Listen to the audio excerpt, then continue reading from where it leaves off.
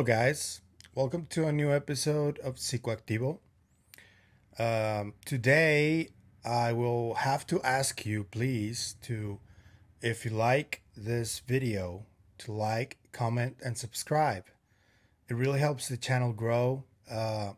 We've been having a lot of participation from all of you guys, so I want to thank you from the bottom of my heart. Uh, I'm really enjoying talking to you all in the comments, and I'll keep doing it uh, to the extent of my capabilities because hopefully it will grow enough to be a lot.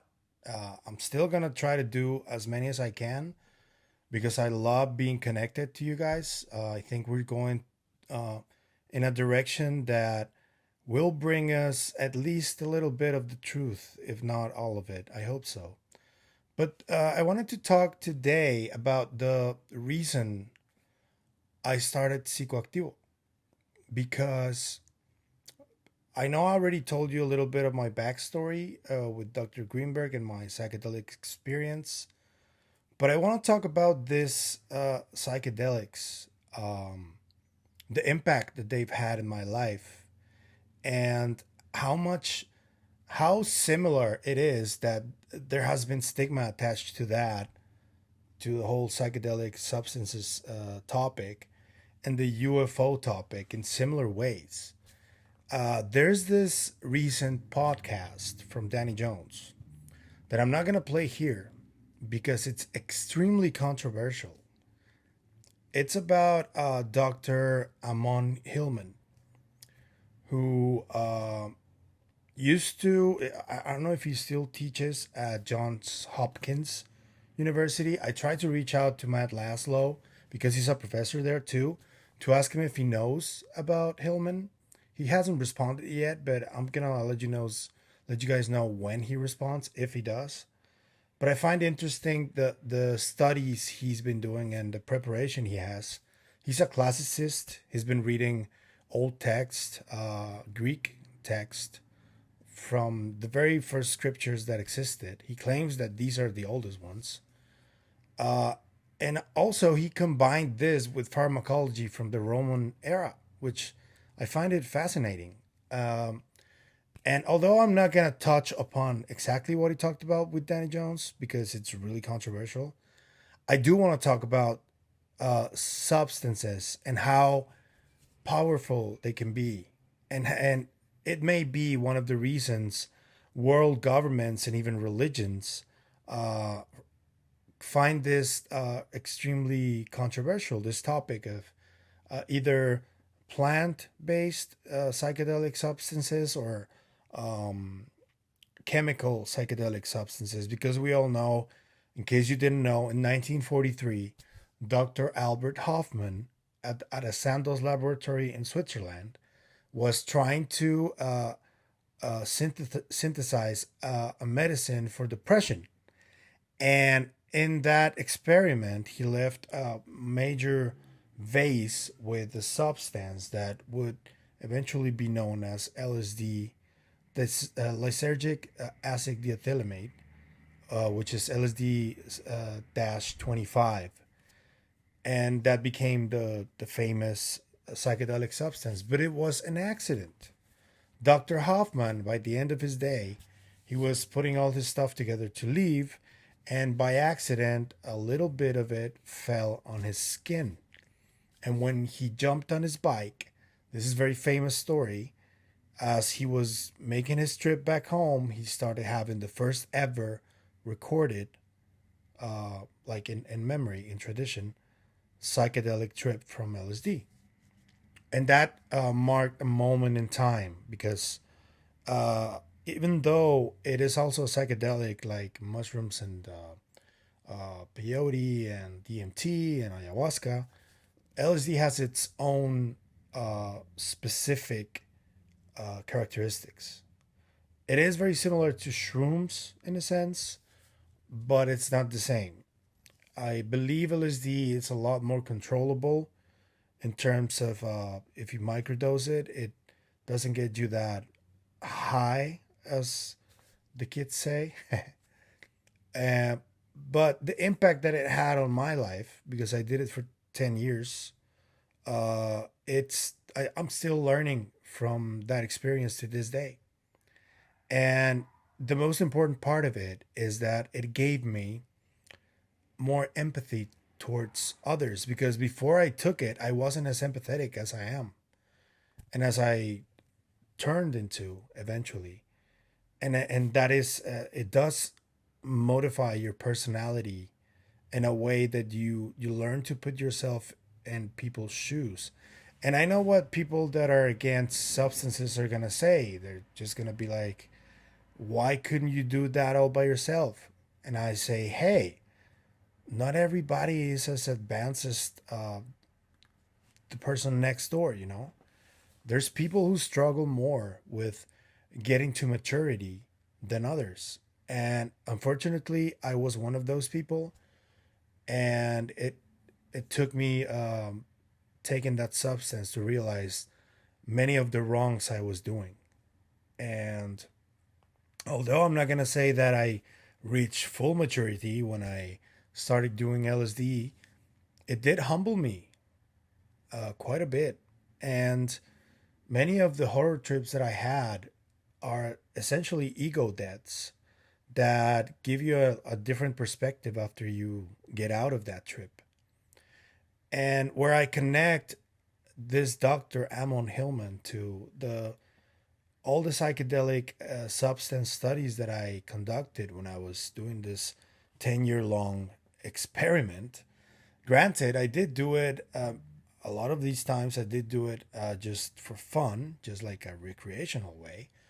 But the majority of the trips that I took, I read a lot of books. I read Terence McKenna. I read Albert Hoffman. I read Carl Jung. I read Freud. I read a lot of people, you know. And the teachings that I got from that experience, in a sense, were destined to teach me a lot of what I do right now for my job, because eventually I got to understand that depending on the psychedelic substance you use, something communicates with you when you're under that influence. And it is an outside voice, it is not you. It is, there are some instances where I knew that it was my own conscience speaking to me. But there were other times when I realized that I was able to speak back and forth with this voice. And it gave me information that I had no idea I had. And I find that extremely fascinating, because one of these experiences that Dr. Ammon Hillman talks about is that he was accused by a student of his of allegedly creating portals and levitating. And the Catholic Church, because of these accusations, investigated him for demon possession. And that's scary, right?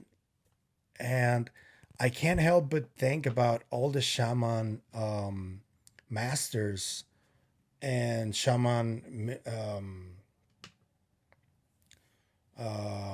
sages of the past, such as Pachita and Don Juan and Don Genaro, and all the biggest and most important shamans in Mexico's history. They used many concoctions that gave them special abilities. And Las Enseñanzas de Don Juan, the teachings of Don Juan, a book written by Carlos Castaneda, they talk about Don Juan mixing several plants and using this to essentially do transfiguration, because Don Juan was a skinwalker, essentially. And among other different skills, such as remote viewing and telepathy, and but they use these substances to boost their abilities, which they already had. I I also make a connection between these shamans, and this is the reason that I want to talk to Dr. Garry Nolan. I hope I get to talk to him because he talks about the coreputamin and the discovery he did in the brain. I'm gonna drop you a video right here. I You like know, I that. remember that moment when, Kit Green, Jacques, and I, along with Hal and Eric Davis, were all sitting in a room looking at these brain scans of the individuals who I've talked about long and often. And that area of the brain that we saw, which at the center of the basal ganglia, the caudate putamen, and we were like, this seems to be in a lot of these people. And then I think it was Hal who said, can you bring up the scans of the couple of high-end remote viewers that we have who had not been damaged? We happened to have their scans, Kit Green. And lo and behold, they had that density in spades.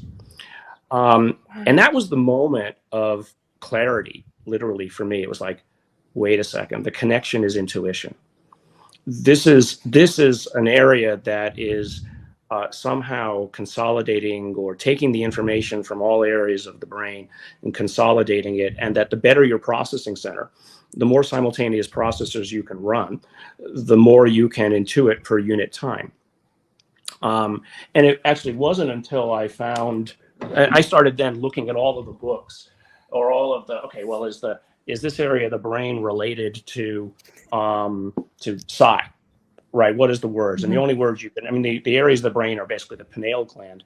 And when I came up with a search of this woman's book and then read the content of what she was saying here, who is a famous medium from literally 30, 40 years ago, she literally called out the caudate putamen as the center Really? of these processes. I mean, this is literally 2 years after I was born. She had already called out this area of the brain as being important for intuition, and Wow. only in the last 5 years have people accepted that the basal ganglia is involved in anything other than motor function. I mean, she's got this whole section here of these night visions and night dreams and classes she would go through. Have you read this, Tyler? I never have, but I am now. Oh, you have Yeah. to. It's absolutely. I mean, Add she to list. uses mostly the Hindu interpretations of it, which is fine, but she literally calls out the caudate as being the center of future evolution for human consciousness, and she basically calls it the antenna. Wow. And I remember when I found that, I was like, okay, this has got to be. This is way more. Again, this is a synchronistic moment. It's proof of nothing, except Yeah. that then we went and we actually did the retrospective and prospective analyses of brain regions with this Harvard group, and we published on. Lo and behold, the caudate is exactly as we predicted it. And then about probably 24 other researchers about the same time have been pointing out this area as being important for that distilling of the complex information, and then represent. It's called the brain within the brain. I mean, this is the brain within. This is what scientists call it now. The brain within the brain is this processing center. So yeah, the connection that I made with Dr. Garry Nolan's discovery here is that people who have studied shamans, they had essentially discovered different abilities in them, and I can't help but wonder, what if Dr. Nolan studied some of these shamans, their brains, and he found the same anomaly in the brain, only more prominent. This tissue that he spoke about, more prominent. I know. I would almost bet you some money that he will find something. I think that we have forgotten about our traditions, and many of these traditions have a lot to do with that, with the fact that um, shamans had these powers and they were pursued for many years and killed by either the churches or the governments because they had skills that, in the eyes of the churches, they were pagan practices, and obviously that couldn't stand. And during the Inquisition, they got rid of many of them because of this.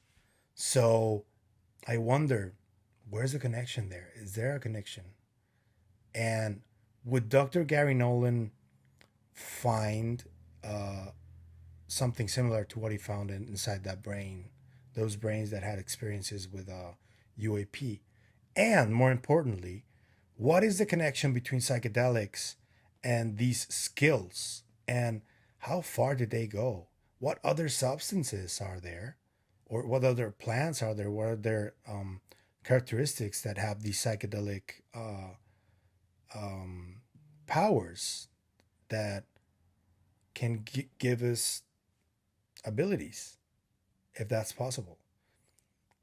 I wonder if that's why they prohibited everything back then, because maybe something happened back then that was so monumental that people in power got scared and were like, this is gonna get out of control. We gotta prohibit everything. That happened in the 60s. I bet it happened many times before in the past with different substances. If you have a chance, I would watch that podcast with Danny Jones and Dr. Ammon Hillman. I would advise you, if you're very religious and if you get scared easily, please don't watch it. But if you don't mind trying to get into the mind of a person that, or a scholar that really studied the text and is a little creepy, I'm not gonna lie. He seems like a straightforward guy, but it is scary hearing him speak. So you've been warned. And I just leave those questions to you. What do you think about everything I said about psychedelics and the basal ganglia and the caudate putamen? And are they related to shamanistic abilities? Please leave a comment and tell me what you think. And I'll see you guys on the next one.